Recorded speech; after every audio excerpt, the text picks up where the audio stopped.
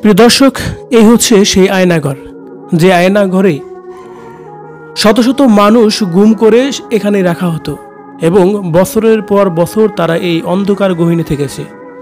না শুনতে পারছে বাহিরের কোনো আজান, বাহিরের কোনো শব্দ, না শুনতে পারছে মানুষের কোনো কোলাহল ও পাখির কোনো শব্দ।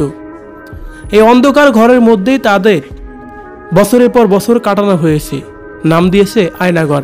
কিন্তু এই আয়নাঘরে কঠিন এক অন্ধকার, সবসময় অন্ধকারের মধ্যেই থাকতে হয়েছে তাদের। সত্যি এই আয়নাঘর থেকে যারা বেরিয়েছে তাদের বর্ণনাগুলো শুনলে যেন রীতিমতোই গায়ের লোম দাঁড়িয়ে যায়। কতটা কষ্টের মধ্যে দিন পার করতে হয়েছে তাদের।